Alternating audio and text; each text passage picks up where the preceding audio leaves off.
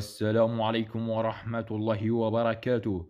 متابعين قناة عالم الرياضة، سوف نعرض عليكم في هذا الفيديو أقوى 10 صفقات تتمت رسميا في هذا الموسم 2024.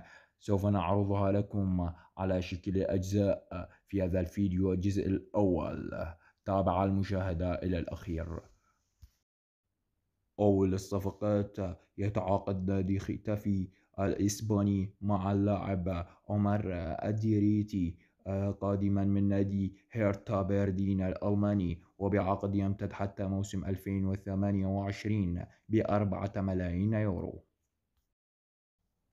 ثانيا، المهاجم البرتغالي أجواو بيدرو إلى نادي برايتون الإنجليزي قادما من نادي واتفورد بعقد يمتد حتى موسم 2028 بقيمة الصفقة 30 مليون باوند.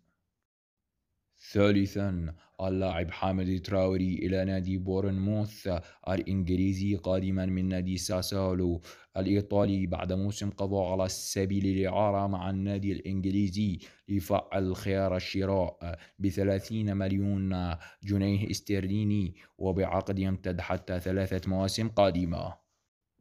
رابعا، اللاعب جوليان فيغيلا إلى نادي بروسيا مونشنغلادباخ الألماني قادما من نادي بنفيكا البرتغالي وبعقد ساري حتى موسم 2028.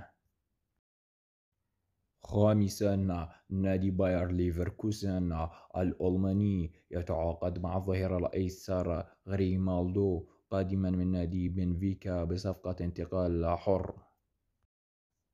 سادسا، نادي فرانكفورت الألماني يتعاقد مع السويدي هوغو لارسون إلى نادي فرانكفورت قادما من نادي مالامو السويدي. سابعا، المهاجم المصري عمر مرموش إلى نادي فرانكفورت الألماني قادما من نادي فولسبورج بصفقة انتقال حر بعد نهاية عقده مع النادي الألماني فولسبورج، وقد تمتد الصفقة حتى موسم 2027.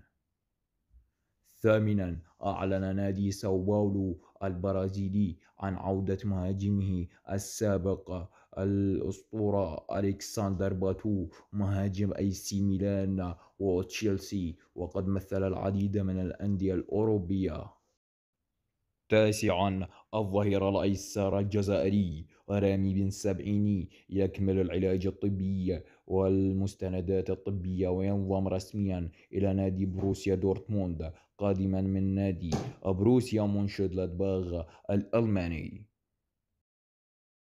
عاشرا، لاعب خط الوسط الإنجليزي صاحب 19 عام اللاعب جود بيلينغهام إلى نادي ريال مدريد قادما من نادي بروسيا دورتموند، وقد تمتد الصفقة حتى موسم 2029 بقيمة 100 مليون يورو زائد 30 مليون يورو إضافات إلى النادي الألماني.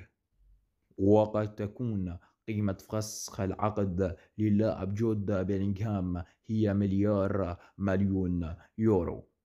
وهناك العديد من الأندية التي جددت العقود لاعبيها مثل نادي بروسيا دورتموند ليجدد الثقة بالمدافع الألماني هوملس والمهاجم ماركوس رويس حتى عام 2024، كمثل تجديد عقود لاعبي ريال مدريد لاعبي خط الوسط لوكا مودريتش حتى موسم 2024، واللاعب البرازيلي فينيسيوس جونيور حتى موسم 2027. سيتقاضى اللاعب 10 ملايين يورو كراتب في النادي ريال مدريد.